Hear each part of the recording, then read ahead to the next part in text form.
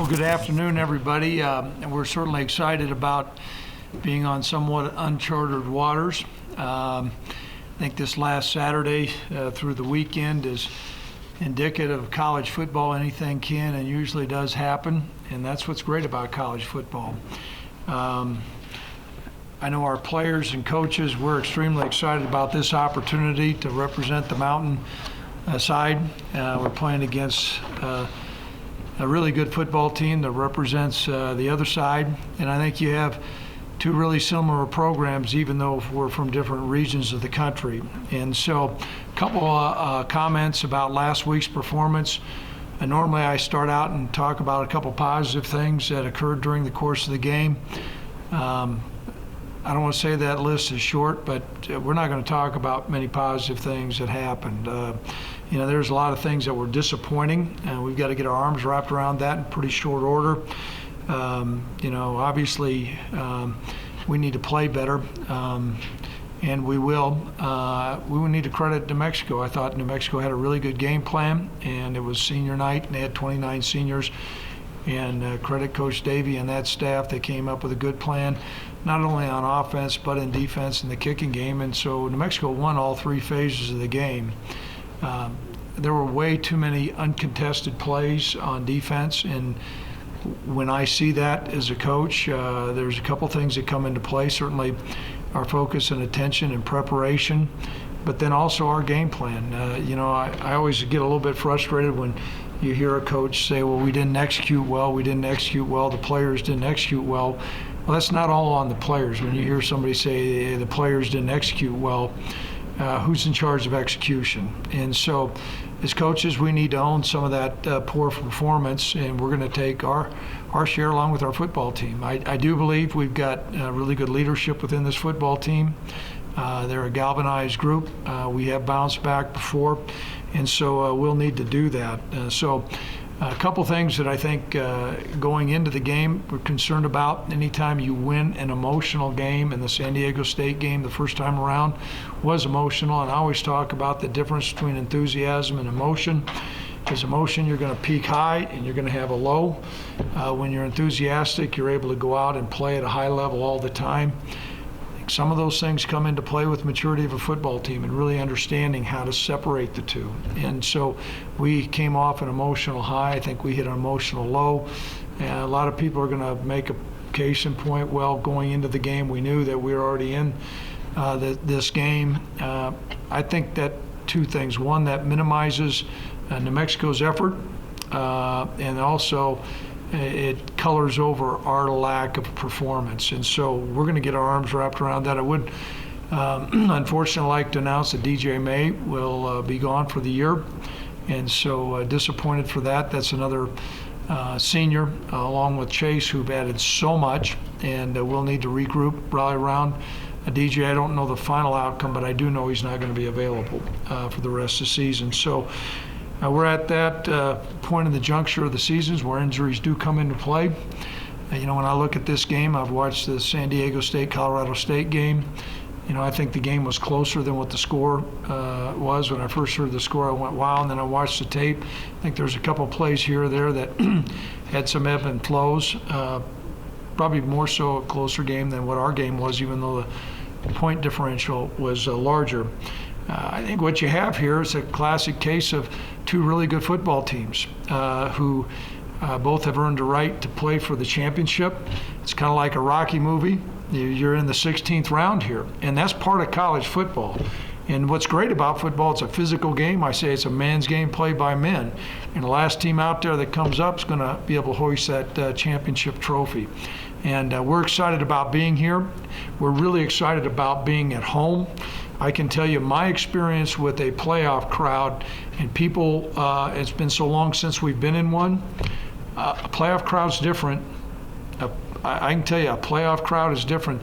Those people that show up, you know what, the weather's not going to be great, and they're probably going to be out there either in their snowmobile gear or their hunting gear, and they're going to hoot and holler. I'm in hopes we have a huge crowd, but I know this, the people that are there are vested, and they want to be there, and it's going to be a great collegiate atmosphere, so we're certainly excited about that. So that being said, I'd like to open up any questions anybody has out there. So, Craig, it's nothing to do with the fact that you guys, before you even got dressed that day, the performance, you're already the division champions. You're not going to attribute anything in regard to the performance having to do with anything concerning that. I didn't say that. You're trying to phrase some things to say that that's why it all happened. Right. That's a discredit to New Mexico, and we got to play better.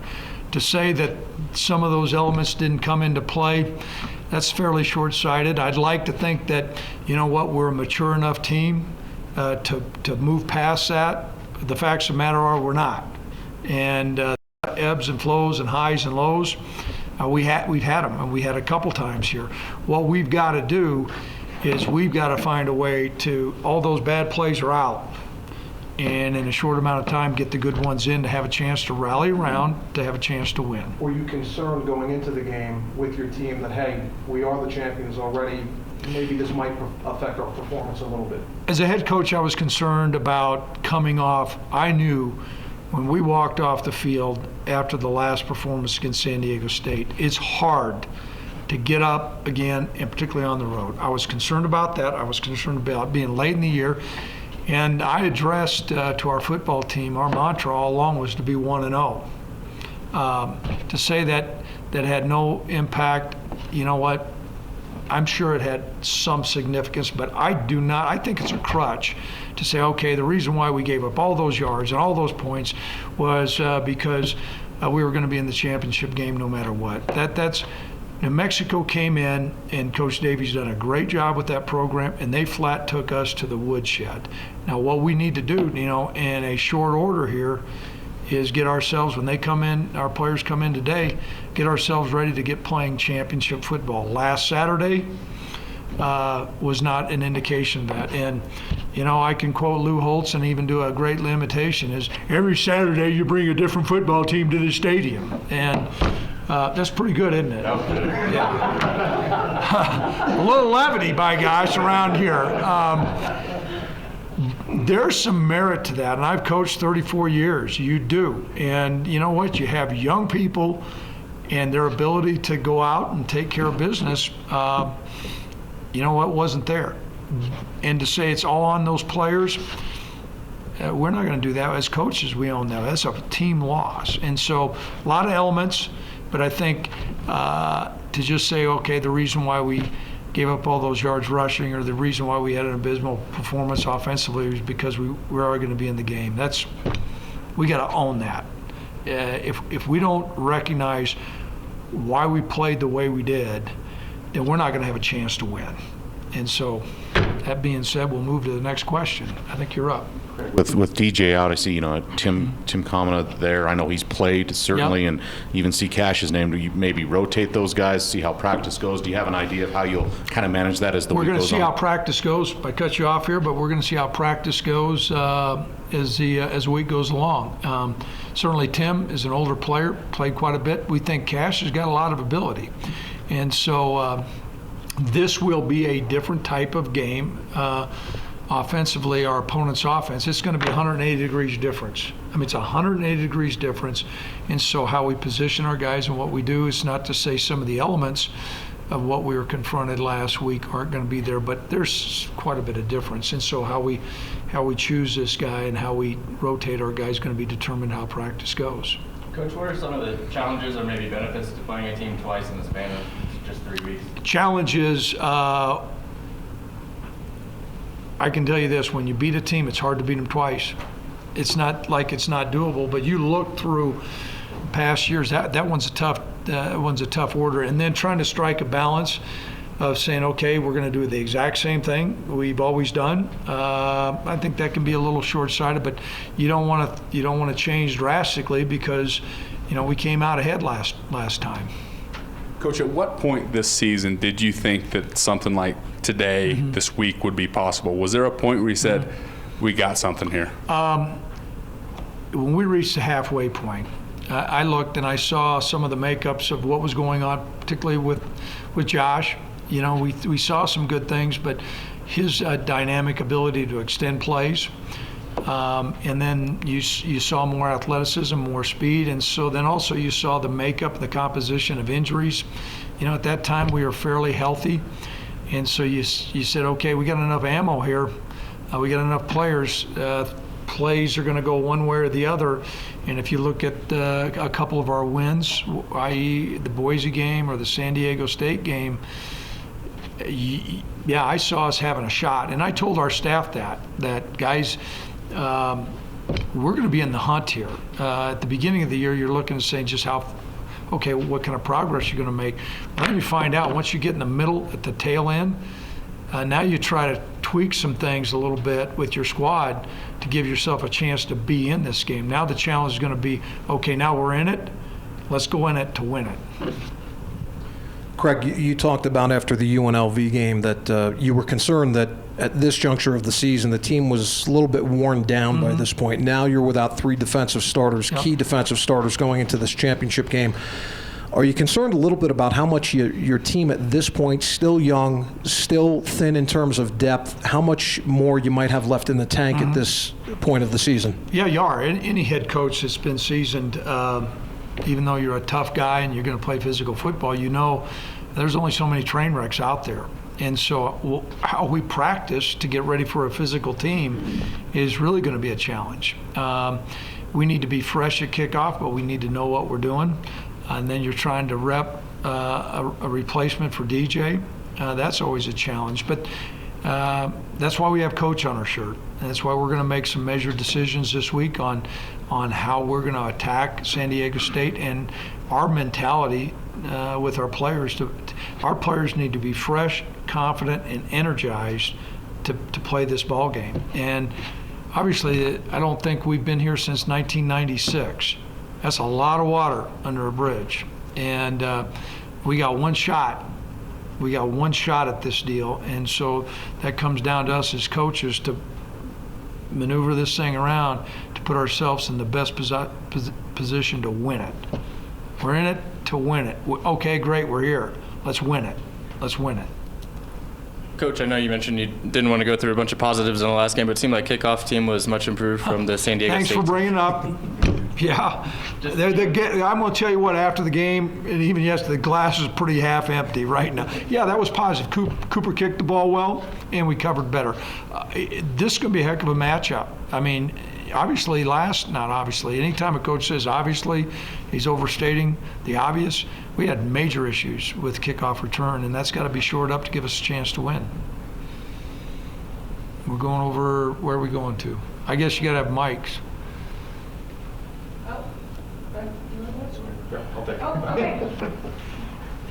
Craig, we know the slogan that you've used since you've got here, those who remain will be champions. From your standpoint, how neat is it to see this group of seniors get to really live that phase, get to play for a championship? Well, it's great to see our seniors be able to play for a championship because they'll all tell you they remember we put that sign up. And the course that we've taken, our program, has been a hard course. It's not for the faint of heart, and many of those guys that were part of that group are gone. And so it's really rewarding to see our players that have stuck with it have an opportunity, but it's going to be more important for those guys to be able to go out of here and win a conference championship ring. And that's huge. And until you've really been there and been to that mountaintop, you really don't know. And that's where you take that bold step of saying, okay, hey, we're in this thing, now let's win it. And so to give our seniors an opportunity to win it is special, but now there's going to be a separation to say, hey, not a lot of people remember second place. I can tell you that. How many people remember all the Super Bowl runner-ups? That ain't how it rolls. They remember the champions. Coach, you mentioned the game against CSU, and Wyoming didn't have their best game either, but Wyoming showed a great second effort, and I don't think that was there in SDSU. So what does that tell you, if anything, about the state or condition of San Diego State right now? You know what, for me to make comments, first of all, Rocky Long is a really good friend of mine, and how that football team is managed, I have an unbelievable amount of respect, and so that mindset and observations, I disagree with you.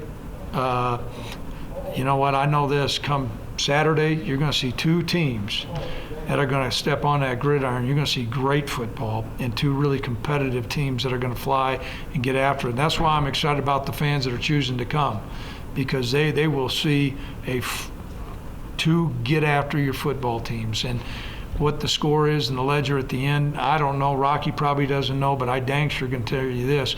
Their group's going to be ready, and so are we. Greg, a couple questions.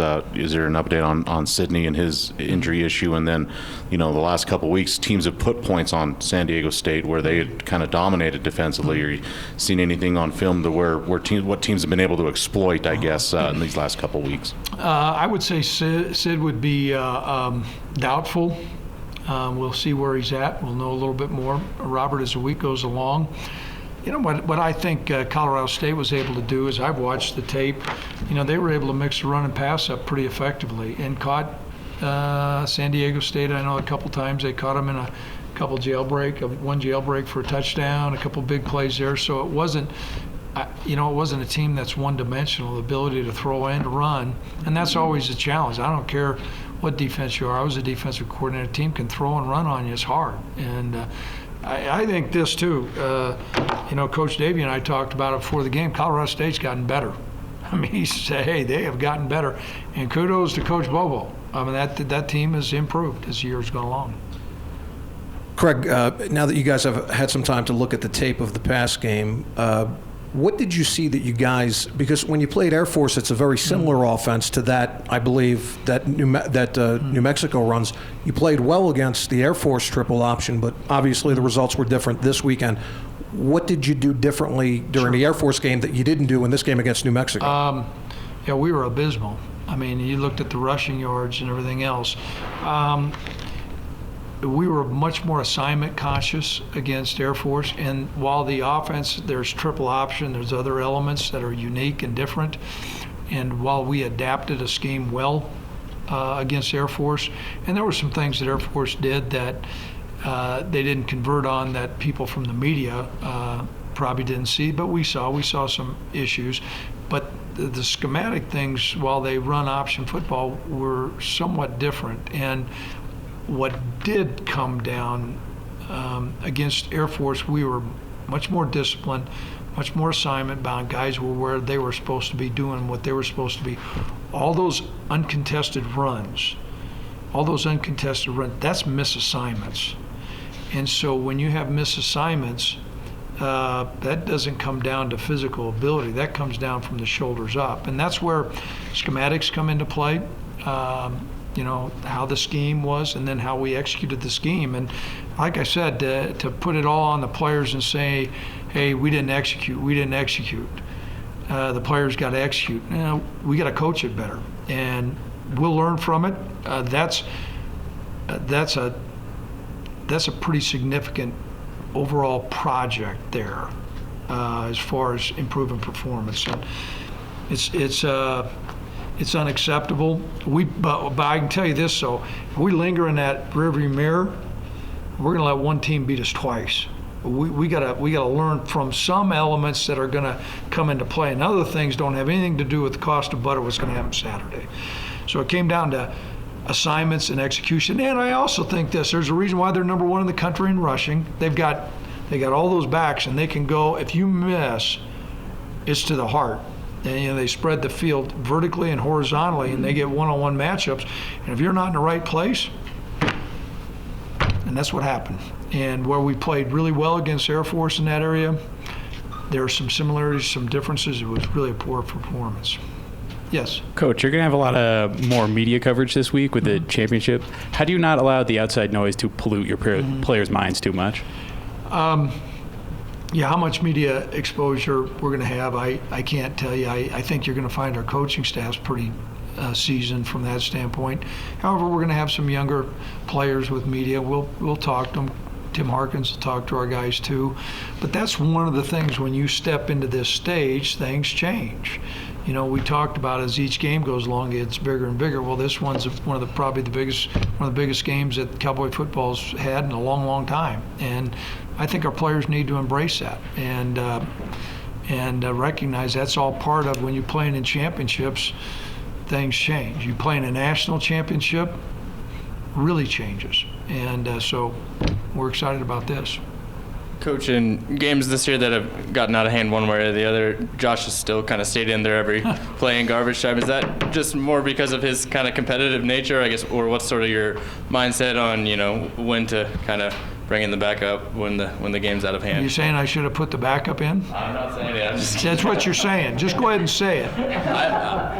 I'll say that people on Twitter ask me why you didn't bring him in. Thank you. That's always a point of contention. When you're an emerging football team and you're developing a competitive nature, there's an attitude of never giving up. Did those things run through my mind? Yeah. And so all the people that are out there on Twitter, I looked at it and said, okay, but what kind of message does that send? Okay, Josh is more important than the starting offensive tackle, and more important than Johanna Gaffon. He's out there trying as hard as he can. And to pull Josh Allen, I'm going to tell you, he's going to have an issue with that too.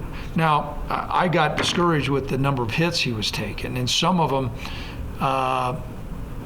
were preventable. Some of the things he's got to do to make sure I know sometimes he thinks he got an S on his chest, but there's only so many train wrecks, as I said, and I was concerned about that. Good news is all the people on Twitter, Josh Allen's starting this week. Craig, did you have Craig Bohl 1, Twitter 0. Go ahead. Did you have any, you mentioned he took a couple hard shots, and did you have any issue with that on the sideline? Did you say anything to Coach Davey when you met him after the game? Nothing? Not at all. You didn't have a problem with it at all? No, you know what? Defensive players are going to be aggressive. I did call a timeout.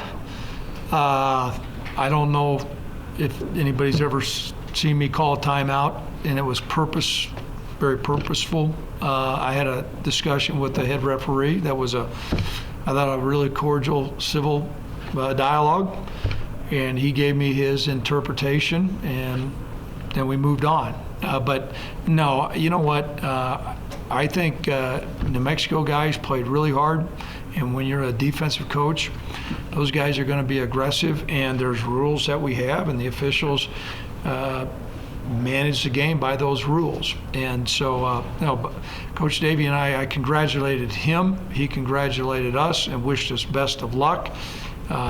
We've known each other many, many years, and there's a lot of mutual respect there. So that didn't come into play. Now, I did, like I said, I don't know how many people saw me. I burned a timeout and asked the head referee to come over, and we had a pretty good discussion. Any other questions? Do we have, we got a question on the line here. I know we have a couple people on the line, so I'll be more than happy to open it up to anybody that's on the line.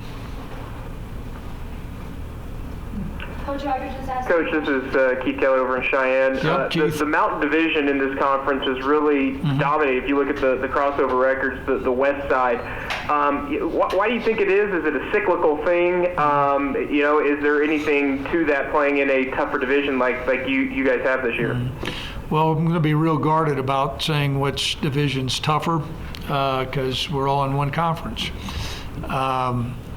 We have a great deal of respect for San Diego State. It has been my experience being in other major conferences and Power 5 conferences. There's certainly ebb and flows through the years of which side would be perceived as stronger. And, where 1 year or 2 years, one side may be more fortified and have a better record against the other side, and then it somehow flips. And so it's a great league, a lot of really good coaches in it. And a lot of really good players. And so every year at the beginning of the year, you get your schedule, and you know what, as coaches, we just go out and play what's on our schedule. So every game, we believe is a real big challenge. Yes, ma'am. Coach, I understand you probably answered these questions earlier, but just a couple questions is, how excited are you for this football team, knowing the big turnaround you made from last year and the position that you're in for a title? Let's not minimize the progress we've made. Sometimes when you're in the midst of the moment, and maybe Dino's every coach, you're living for the next game. And so, sometimes you don't have an opportunity to sit back and take a bigger picture and go, wow. You go down to the media days in Vegas, and the guys that were there, we were unanimously picked last. I mean, it was last, and all of a sudden you recognize, but at the middle of the year, we're in a different place, and so you seize the opportunity. And I think complacency and being satisfied can really be damaging to a program. You need to stay hungry and recalibrate your goals and how you see yourself. And we've I believe, done that with our football team, that, our goal is to win the Mountain West. At the beginning of the year, I think players talk about it. Yeah, and, you've got all the teams in the league, we want to win it.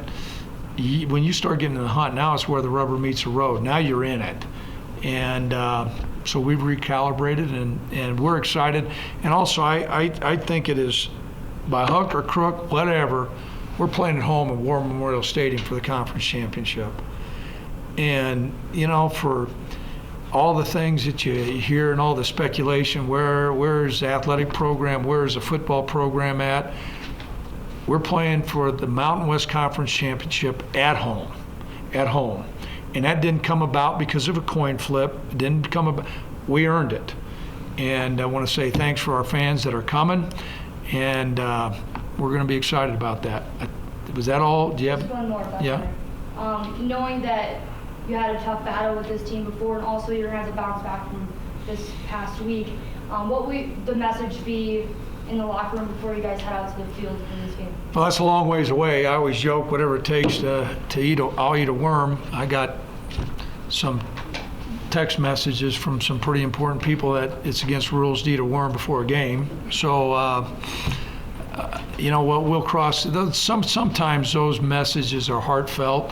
And one of the neatest things about being a head coach is there is no one out there other than a head coach can understand what it's like when you walk in right before a game, any game, and particularly a game like this. And so most of the time, there's some things you kind of have in the back of the mind, but you called, the majority of all my colleagues out there, so much of that's just, it's a passionate message from your heart. And sometimes those things are pretty impactful, and sometimes they're vastly overrated. Any other questions? Okay, great. Exciting. Yes. Yes, I'm sorry. This is Todd Leonard in San Diego. Hi, Todd. How's the weather in San Diego? It's chilly. It's about 58. Wow. All right, come on out.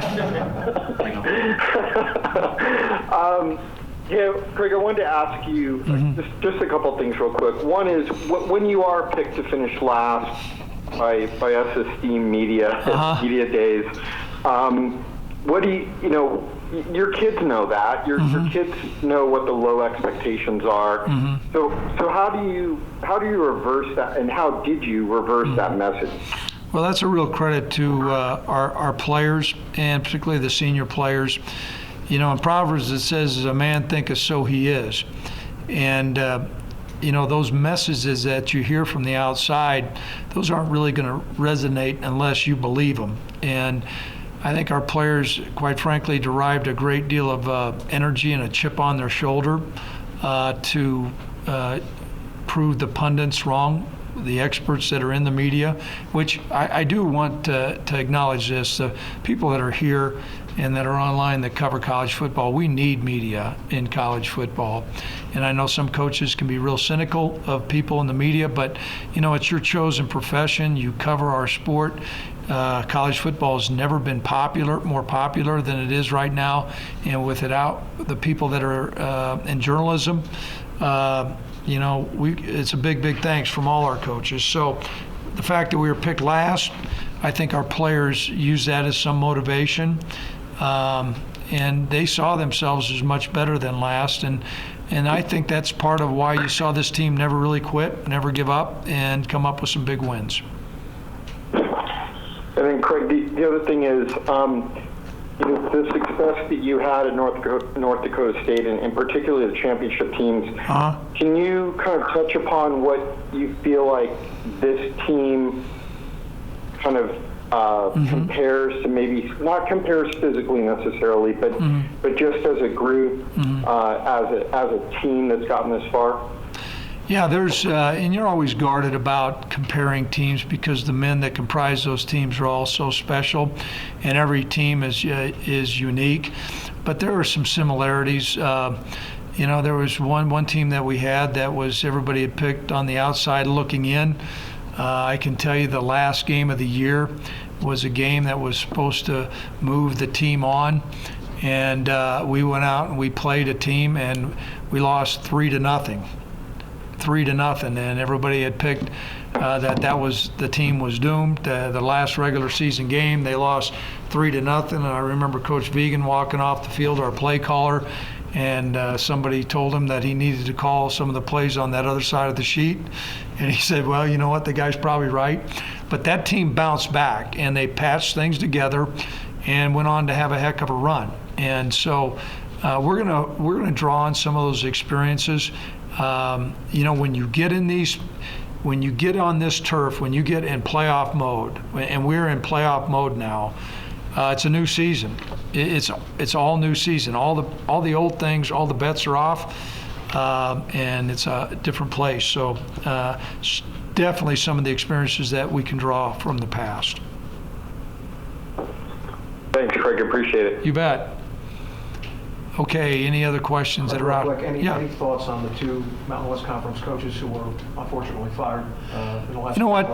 Those guys are good friends of mine, and thanks for bringing that up. Unfortunately, that's part of our profession. The one thing that I know through the years, there's two kinds of coaches: those who have been fired and those who are going to be fired. And the thing that you learn is how you operate, the integrity that you have, how you are with your players and the staff. Those are things that are going to be things that are priceless. And both of those two men, have been relieved of their duties. That's the nature of college football.